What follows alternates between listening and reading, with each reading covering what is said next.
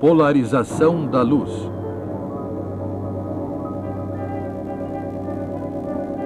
Um filme da Enciclopédia Britânica. Versão brasileira Álamo.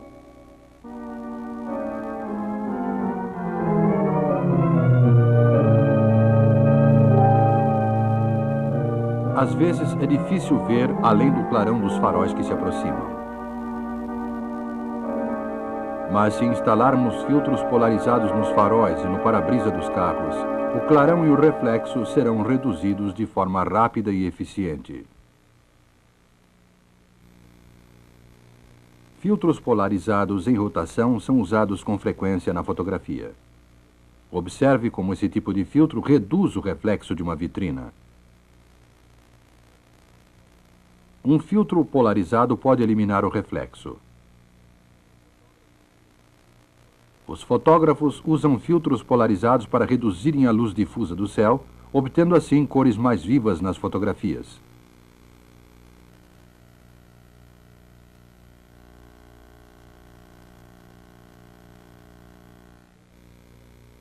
Para investigar a luz polarizada, usaremos uma porta-janela de sacada de um cenário.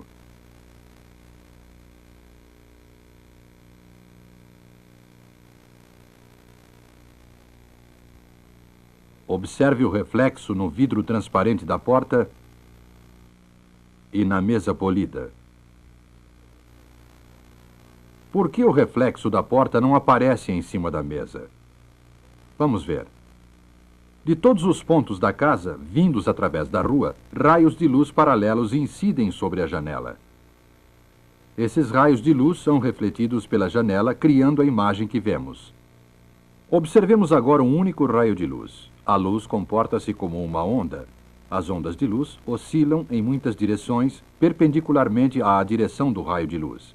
Mas quando as oscilações caem na janela, algumas delas passam através do vidro, enquanto outras são refletidas. As oscilações da luz refletida são paralelas ao plano da janela.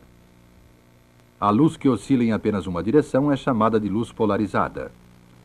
Essas oscilações não são paralelas ao plano da mesa.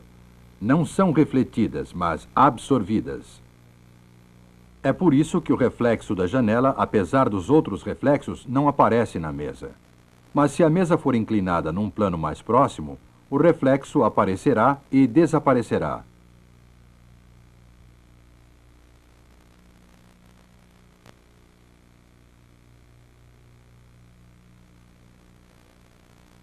Vidros de janelas e tampos de mesa são difíceis de transportar, por isso usaremos um vidro comum, num ângulo determinado, e luz artificial para examinarmos a polarização. Para continuarmos nossa demonstração, qualquer lâmina de vidro comum servirá, mas temos que ter certeza de que será colocado no ângulo correto, isto é, no caminho da luz. Se o número de lâminas de vidro for maior, o efeito será aumentado.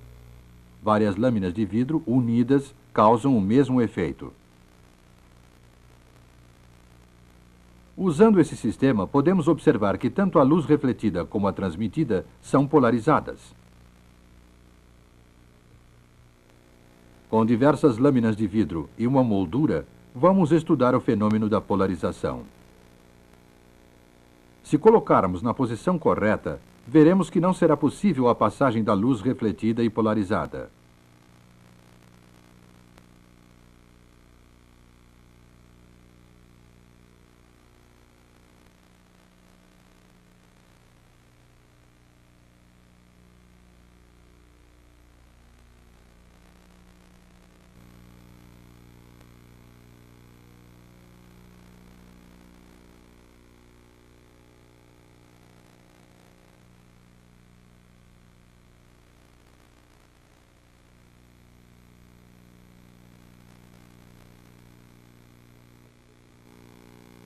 Na natureza existem muitos materiais transparentes, como o cristal de calcita, que devido às suas estruturas internas polarizam a luz.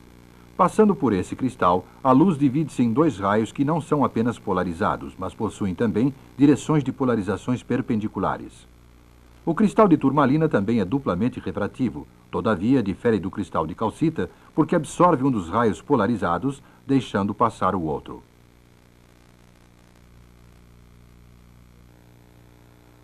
Atualmente, grandes materiais polarizantes são produzidos artificialmente.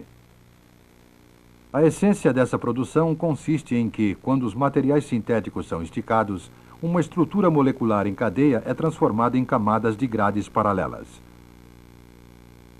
Aplicando-se um corante, essa estrutura comporta-se como um cristal duplamente refrativo, mas o corante absorve um dos raios exatamente como o cristal de turmalina.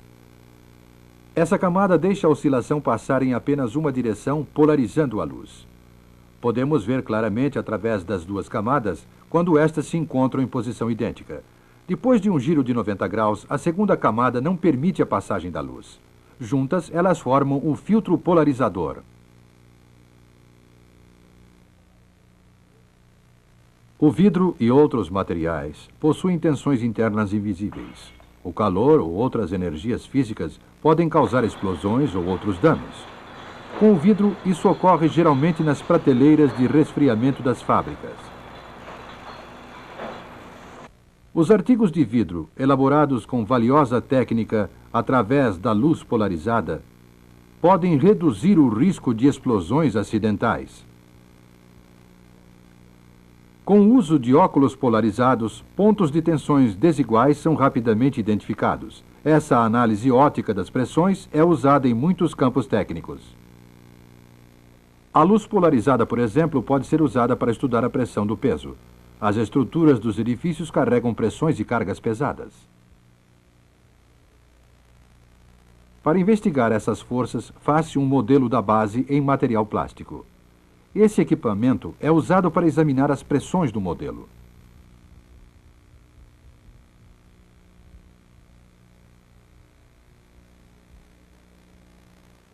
Quando é carregado, a densidade e o tamanho dos anéis coloridos revelam o lugar e a extensão das pressões.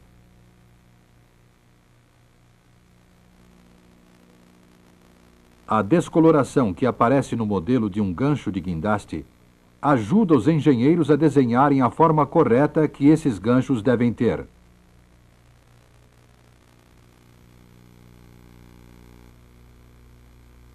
Para examinarmos as pressões que sofre uma ponte ferroviária, faz-se um modelo de gelatina transparente. A pressão maior é encontrada no ponto onde o modelo fica mais escuro sob luz polarizada. A ação das forças das cargas em movimento também pode ser observada.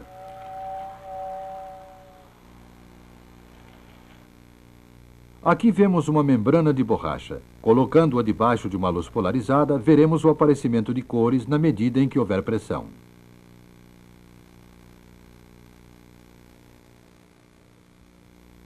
As réguas sintéticas feitas por um processo idêntico mostram os mesmos padrões coloridos, indicando pressões semelhantes.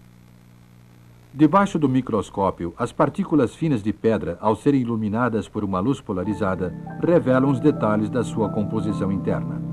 Essa análise é muito útil para os geólogos estudarem e identificarem os minerais terrestres e espaciais.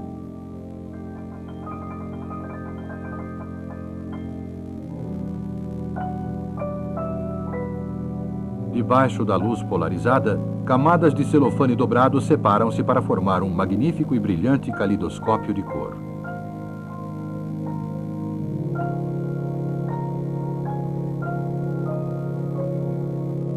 Uma área de camadas de celofane transparente é transformada numa amostra viva de cor.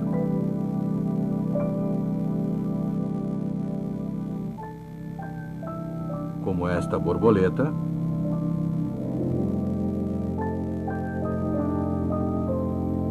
ou esta forma geométrica.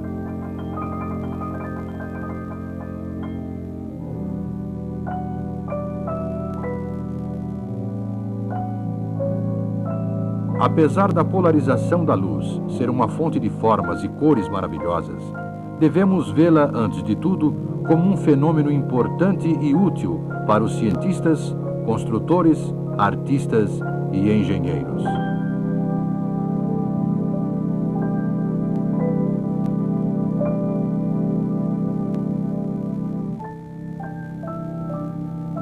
Álamo.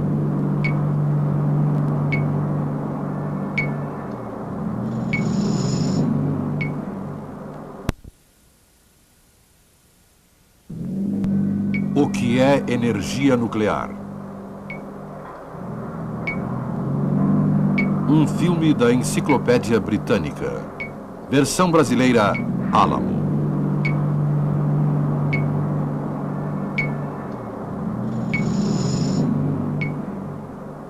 Nesses resfriadores gigantes de lingotes, libera-se uma grande quantidade de energia sob a forma de calor.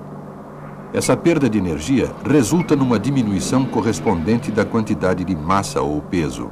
No entanto, bem menor que a quantidade de tinta contida num selo postal. A surpreendente relação entre a liberação da energia e diminuição de massa é o tema deste filme.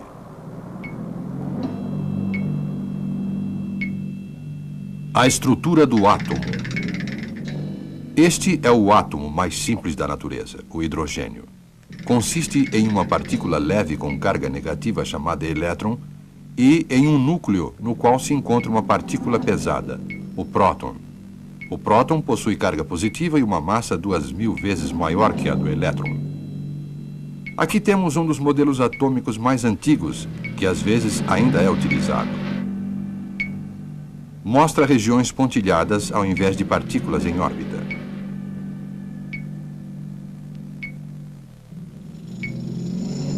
Esses modelos são úteis. Mas vamos fazer nosso próprio modelo atômico numa escala muito maior para poder manuseá-lo. Se o núcleo de um átomo de hidrogênio fosse deste tamanho, o elétron em órbita, mantida a proporção, estaria a mais ou menos 100 metros daqui. E nunca estaria parado. Ele se moveria aleatoriamente nas 3 dimensões, e bilhões de vezes mais rápido que isso. Como você pode ver, a maior parte do átomo